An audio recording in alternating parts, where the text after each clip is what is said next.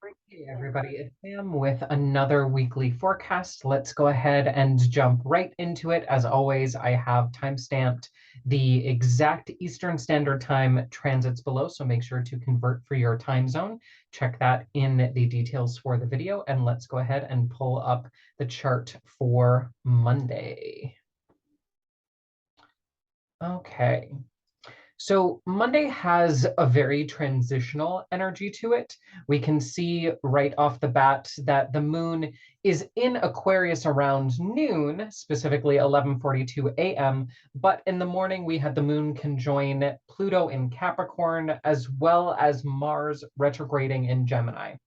So we have this transition from earth to air happening. We have a square to Mercury in the evening, bringing tension between the heart and the mind, and making that jump from the cardinal earth of Capricorn in the morning, which wants us to get things done, be productive, and then switch to the detached, intellectual, kind of head in the clouds Aquarius. Not everybody makes that jump comfortably. So just be aware of those two very different vibes, both Saturnian, both a little bit strict, astringent, and hyper focused, but depending on your sign placements, you may jive a little bit more with the morning or a little bit more with the afternoon. But let's discuss Mars retrograde. So at 9:25 a.m., Mars will retrograde in Gemini, will not be out of Gemini for quite some time, and will retrograde for the next couple months, specifically until like I think the second week of January. There's going to be a lot of what Mars brought forward in Gemini, this scattered all over the place, directionless, uh, instead of Mars being like super fixated and hyper pointed and initiating one thing at a time and charging forward, in Gemini, the sign of the twins, the air sign of mutability, that fire scatters, right? And so now we're going to start this 2 month plus process of realizing how scattered we were and realizing what details we were missing and understanding that, hey, it's okay to say that we screwed up and we now need to go back and detangle all of the details that we missed, right? So that's going to be the aha moment on Monday. Tuesday is probably our worst day of the week. And we're going to see this as I click forward. A bunch of red lines start to appear on November 1st, the square between Aquarius, Taurus, and Scorpio. So of our 5 aspects, 4 of them are squares. Squares are the aspect of friction. It is going to be a tricky day on Tuesday. So just buffer for that, prepare for that. Thursday will be the exact opposite. Thursday is all trines and all water energy. So we have remediation in the stars on Thursday.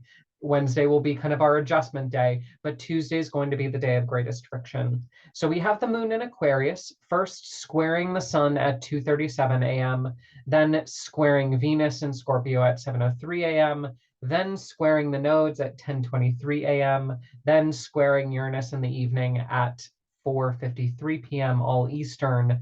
Finally, at 7:21, we can join Saturn to get some strictness, to get some routine, to get back on the horse. But let's talk about what it means to have Scorpio Aquarius and Taurus Aquarius squares.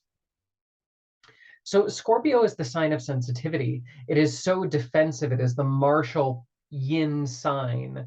So it's still ruled by Mars. It still has venom. It still has a stinger. Like it still will attack you.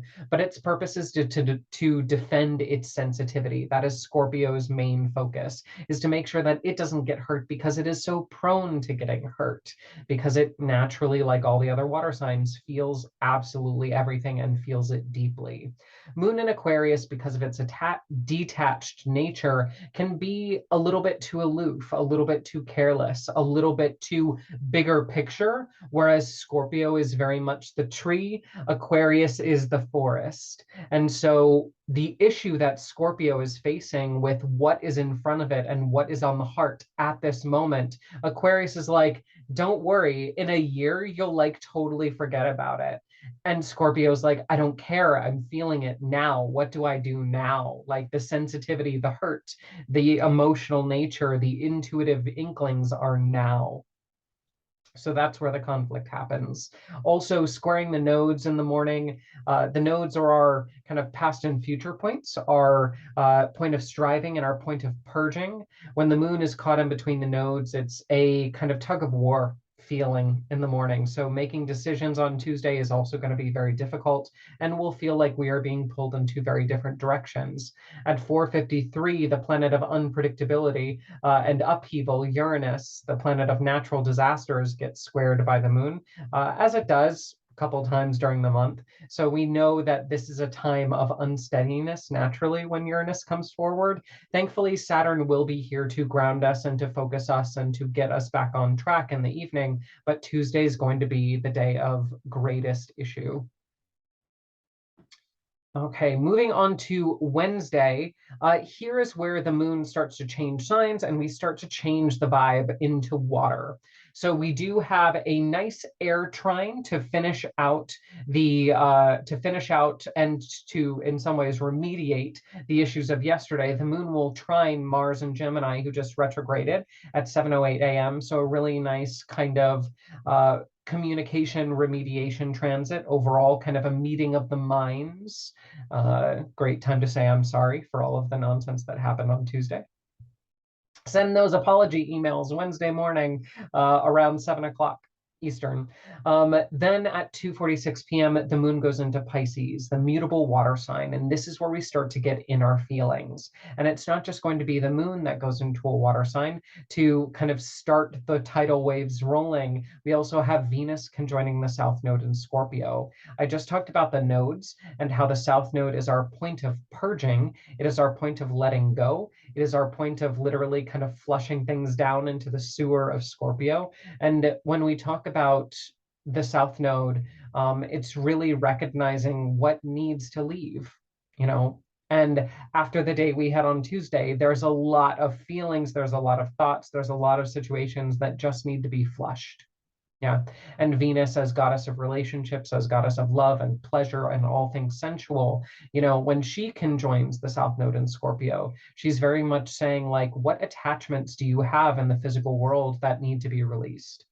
Yeah. What previous definitions of love have soured, have rotted on the vine that now need to be removed and pruned, especially as we go into winter, and we start to move into the colder months. It's this idea of restricting. It's the idea of recognizing what has rotten and what needs to be thrown away or turned into compost or fermented or preserved.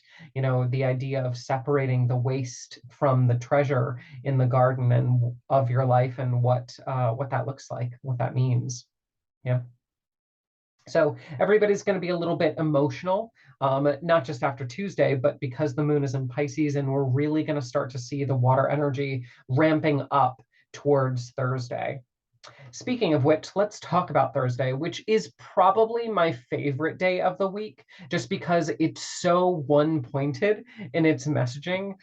Here we see strong blue lines starting to form, and we'll talk about that trine aspect now. So trines, as opposed to squares are aspects of friction. Trines are aspects of synergy. It's when we open the floodgates, which is a really important metaphor for all of this watery energy, and we start to see so much of that flow begin to happen. So we have 5 aspects, and 4 of them are trines. So the exact opposite of what happened on Tuesday will be remediated on Thursday. So if you have conflicts that don't get forgiven on Wednesday morning with that air trine, they will start to come to the surface and emotions will start to be shared and spread, often against our will, as the tide rises on Thursday. So the moon will trine Mercury in Scorpio, trine the sun in Scorpio, trine the South Node in Scorpio, trine Venus in Scorpio. Pisces and Scorpio as sister water signs really need to be understood as these, the fluidity, the mutable water of the ocean in Pisces, and then the ice shoal kind of glaciers of Scorpio. And together, Pisces reminds Scorpio that it can forgive and it can heal and it can be a little bit more flexible. And Scorpio reminds Pisces, like, hey, boundaries. Hey, some things cannot be forgiven. Hey, we sometimes need to take action, yin Mars, right, in a passive way to make sure that our own internal feelings are protected from future heartache. So there is going to be this really nice water synergy on Thursday, a lot of feelings, a lot of feelings, a lot of feelings. Yeah. But at the same time, this is good. This is really, really nice. Thursday, as the feeling day, will start to bring healing forward in a massive way and really create a lot of flow where previously flow was hard to find. Moving on to Friday. So Friday is a little bit of a mixed bag. We start off very sleepy as the moon conjoins Neptune in Pisces. This is going to give us a very drowsy start to the day. And then we'll get kicked awake by the moon squaring Mars and Gemini. The first real sign of like, oop, these were the issues that I forgot to address. Often because of that sloppy moon and Pisces boundary issue, mutable water not uh, does not stand up for itself very well. And so it's just like, whatever. Whatever is like the quintessential like Pisces Sagittarius response. And so when the Mars and Gemini is like, hey, we have details that we need to fix, Moon and Pisces is like, ooh, yeah, forgot about that. I am very uncomfortable addressing my incompetence. But the moon will sextile Pluto to help us remember that, all things eventually become the past. Yeah, and we will get over it. We will build the bridge and get over it eventually. And the moon conjoining retrograde Jupiter in Pisces at 6:03 p.m. is our first conjunction with Jupiter after the ingress, the retrograde back into Pisces. So we get the first real taste, the first real remembrance of Jupiter. And I think that this is going to be when a lot of people start to feel the waves that we felt back in late April, early May, when Jupiter was in the last couple degrees of Pisces, remembering that, sensitizing to that, allowing that abundance, that wave back into the life. It won't stick around for long at 6:03 p.m., although that is also a very healing transit and the end of our water for all of Thursday and into Friday. Then we have the moon moving into Aries on Friday, which will put fire in the weekend, really.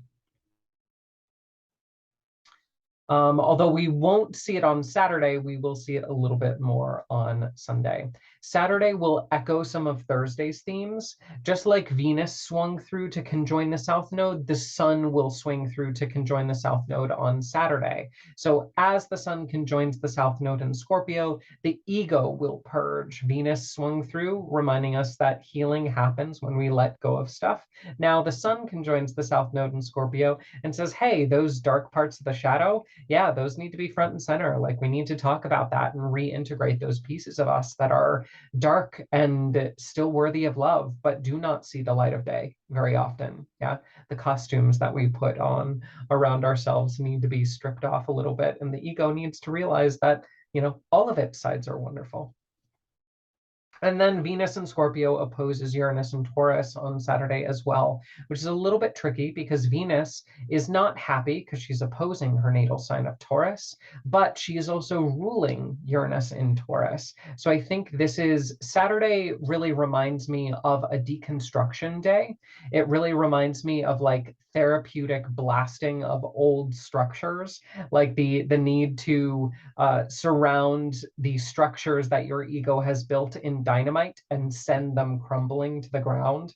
It's very much a therapeutic, just disheveling of everything that no longer stands, and needs to be back to that language of Scorpio of death and composting and fermentation and returned to the earth and returned to the underworld. Like we need to let that be the focus of Saturday is like, oh, found another piece of me that needs to be kind of brought back into the whole, and found another mask of me that needs to be shattered, all of that fun stuff. Then we have Sunday, and Sunday we get a little bit more of a temperature spike in our astrological weather. So we have two sextiles that kind of bookmark our early morning to evening, and that's going to be the moon in Aries making a sextile to Saturn, and then making a sextile to Mars and Gemini, two air signs. So the day on Sunday will be slightly productive, will be a little bit more heated, will be a little bit more conducive to getting things done.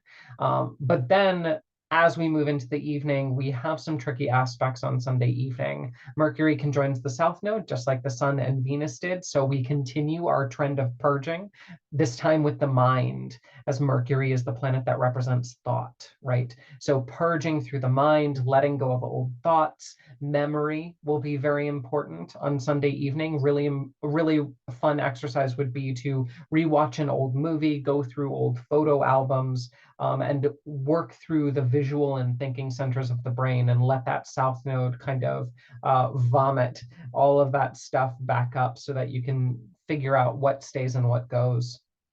Yeah. And then the moon in Aries will square Pluto as the last action on Sunday. So moon in Aries wants to strive forward. Pluto in Capricorn says, hey, the past is more important. And they get into a little bit of a tiff about it. So as you start to remember, some of the details of the past may be a little bit heavy and may prevent you from moving forward, because, the past as the anchor, may weigh you down. And Aries doesn't like to be weighed down so much. But uncomfortable truths are part of the reflection of the week. Yeah. So that is a really nice summary of what we have going on this week. A lot of very emotional transits. If you're not comfortable with water as an elemental energy in astrology, now would be a great time to bust out your snorkel, water wings, and learn how to swim. Let me know how you did this week. Let me know what you think of those transits and what plays out for you astrologically. But I will see you next week with the forecast for then. And in the meantime, may the stars be ever in your favor.